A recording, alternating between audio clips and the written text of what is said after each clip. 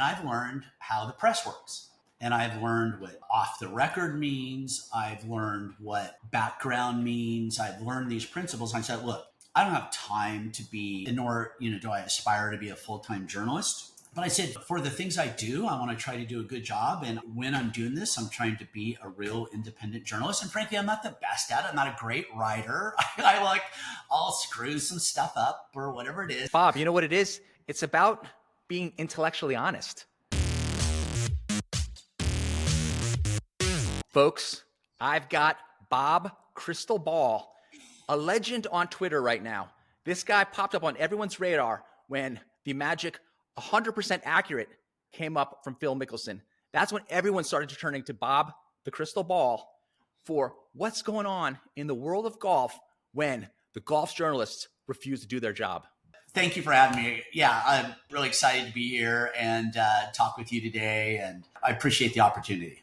I'm glad you can find some time in your super corporate jet-setting lifestyle to come up on Big Boy Pants Golf. The first issue we got to get to right now is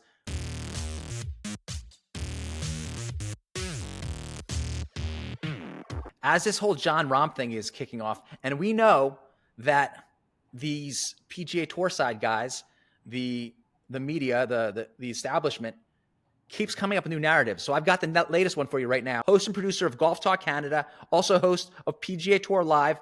He's come up on X right now with the talking points. If the Jon Rahm rumors are true, it just leads me to more questions. Oh, well, I would say that everybody you watch, everybody's going to come out. And I'm not unique to this, but I believe it's true. Oh, well, he really doesn't matter. There you go. That's number one. There's number one. You nailed it. Number one. Will anyone care? DJ Koepka Smith. Nobody has moved the needle. Why would this be different? Right. You can just expect that's going to come out. Well, let me tell you why it moves the needle. Because if the PGA Tour screws this up too, and they pick off 2 or 3 good players this year and the year after, it's game over. And here's why. You can't have a major call itself a major, or the Ryder Cup. Ryder Cup this year, tolerable to most people probably, but kind of edgy because you really know the United States didn't have their best people there, frankly. Everybody knows that, like deep down, right? It was like some poor picks. We didn't have our full A team because some of them are at LIV. If Jon Rahm is not in the Ryder Cup, and some of these other guys are on LIV, it's just game over. That they're not going to be a big thing anymore. That's the danger. And what the USGA and PGA, they make a lot of money respectively off the PGA, off the Ryder Cup, and the USGA off the US Open and their tournaments. If they start not having in a much, there's, like I say, it takes just, 4 or 5 more players, 6 players, it's game over. They're going to lose the stature as a major. The majors need the big stars too. It's a two-way street. People don't realize that. Let me get on to point number 2 from, again, Mark Zacchino. Will it be cash or cash and team equity? Here's the zinger part. Equity in something that as of now has no value on the open market equals 100% of zero. That's an ignorant comment. And here's why it's ignorant. If you follow Formula One or cricket in India, they know, and by the way, PIF has, I'm sure, game theoried this all out in business. There's professionals that do every scenario and they chain it out and they do all this stuff. But if you know anything about how this would work, is they will build out, they'll get out to these cities like Hong Kong, Singapore, Adelaide, other places. They'll build big fan bases. They'll be smart. Like if you see Formula One, they go to Japan, you see the Japanese driver next to, whoever, like Max Verstappen or, whoever's the top 2 other ones are at the time. And they go out and build this out internationally. The teams are going to have incredible value. I mean, they are, and if they do the events, like we're talking about, and they have tents and they're going to get some sort of media in these other countries. And when that value builds, they're going to be extremely valuable. And if you know anything about sports investing, there's a group that invested, I can't remember their name, but they invested in a US private equity firm that invested like 35 million into one of the cricket ones. And God, their return was just outrageous. My whole point is this, that those comments are ignorant, in my view, because you would not want to sell that team now because they're in the stages of growing it. They have a plan, and the plan is not a plan for this year or next year. It's a 10-year plan. I can't imagine any institutional investor doing this without having a 10-year plan. They already know. They run these things out. They figure it out. They have cash flow analysis. They know what they're going to have to put into it. The amount of money they're putting into LIV is a rounding error compared to what they're putting into soccer and some of the other stuff that they put in. Now think of the guys that they've devalued already, like DJ. Oh, he's over the hill. If they merge again, now you have to repitch him as a superstar. Right. Yeah, it's going to be really comical to watch, honestly, the flip-flops and how people it's stunning to me the I couldn't do that, right? Maybe look, Jay Monahan, I other than maybe being a good father, I don't know what kind of a father the guy is, I've never go there. He might be a very good dad or whatever, but I will never go back and saying that was the sleaziest, most disgusting move I've ever seen, bringing these families in and doing a flip-flop on his players. It's just period. I mean, the LIV families have to go after him. They're showing up at the Senate hearing themselves, having to get files that have redacted sections to appease them. It's bizarre how the whole thing played out, but we still got to get to the next point. Okay. Number 3, unless your name is Tiger or Rory, I guess your brand off the course isn't worth much because you're basically taking the upfront in return for flushing the next 10 to 15. See Phil. That's just, I don't even know how to respond to that. So, I mean, look, Jon Rahm, one, I think he's a quality individual. He's got a young family. It's obvious. He's been very measured with his words. He's been, which I think a lot of other people should have been, frankly. The other people stuck to the Ponte Vedra Beach talking points that you can see Billy Horschel getting fired up when he's reading this, like he's going into Saving Private Ryan. No, it's so true. I mean, and I'm just to me, I look at Rahm and he is bigger than some of the others in so many ways because he's 29 years old, I think, right? Is that right? 29, 2 majors. Yeah. I mean, 6'3", your whole career ahead of you. And he's a great guy. When you have Jordan Spieth, a couple of days ago, even came out and said, yeah, that's a problem for the PGA Tour. And then the people are saying, well, this isn't going to matter. They literally had their head buried in the sand. And I think a lot of these people have a hard time because they went all in on the other narrative. It's like you can see them grasping, as these things come out. But I think at this point, they're the frogs in the water, and the water just get turned up a little bit, the heat each time, and now they're just going to boil because they still don't get what's happened. They lost. Yeah. I mean, look, I've never anything I've said could be totally wrong. I just write what I think is going to happen, and it could be totally wrong. A lot of it's going to come down to Yasser, and what he, where he. I mean, I can't even imagine the guy would ever read what I write. Well, but think about it.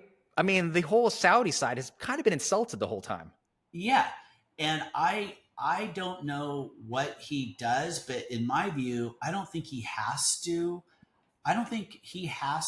do this merger. I think I made a point again that I would never expect that he would read it, but I hope some LIV people did. Honestly, it would be great if some employees read it or whatever, because I think that Yasser and Greg Norman have built an incredible team.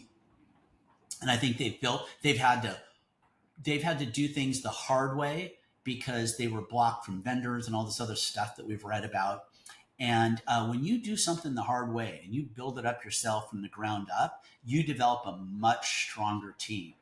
And I think that Yasser, frankly, has that entire team behind him now when he goes to negotiate with Jay Monahan. Because frankly, yes, it's going to be harder. I particularly don't want to see it. For the reasons I said, I think I still have, affection for the PGA Tour and think that they could coexist and be great. But the reality is Yasser doesn't need them. Well, Bob, I want to throw this in here. I think a lot of your PGA Tour affinity is kind of like nostalgia, like the movies, right? We love Indiana Jones, the original one, but I'm not going to watch the new one where there's a female as the lead. I'm sorry. I love Candyman, the movie, but there's a new Candyman. It's not the same. They're trapping you with that whole nostalgia. I think we all are to some extent, right? We all build traditions in our life. Like, look, we all go to our relatives for Christmas for the most part, or we have traditions in our lives that start meaning something to us. And, you find it, whether it's like, certain games you like to go to no matter what, or a game you want to watch on Thanksgiving or any of those things. I think we all have that. And yes, I you know what's interesting about that? Remember, Dean Beeman was a great golfer, the original PGA Tour. He was actually like a U.S. amateur champ. And so I think Greg Norman brings that whole, I'm an actual golfer to live. Jay Monahan is just a rat. Yeah, I don't even know. Like, I think I've seen pictures of him golfing, but I don't know how good he is. I've seen it. This dude definitely, he flips his hands. You can see there's no club face control, just like he has no player control at this point. It's kind of like me. I have no club face control. I wish I did, but I guess like I said, I've been a lover of golf, and you're right. I mean, I freely admit that. Like, I have loved the tradition. There's some traditions that I love, that I'm used to, that I like to see, and I like to see the majors, and there's certain. I went to the WM last February. I'm hoping I get to go there again this year. I loved it. It was great. I think you're gonna have to wear a hat and a mustache this time. I don't know how welcome you are. That's an interesting point. What? Look, I don't have that kind of. I don't think anybody would know who I am. They're watching right now, Bob. In the universe, but no, I was great. Is I have a buddy, and his company bought. There's a thing called the Perch at the WM. And when he said, hey, we're going to be on the 18th hole, I'm like, oh, wow. And I got on the internet and I Googled, and there's this big long tent that goes along the 18th. And some of it's closer to the green, and some of it's closer to, down the middle of the fairway. It's a long tent. I'm thinking, that's nice. That's where we in. Like, gosh, I'm somebody's guest. I'm not even having to pay for this. So I'm like, this is fantastic. And no, the Perch was different. It is literally on the 18th green.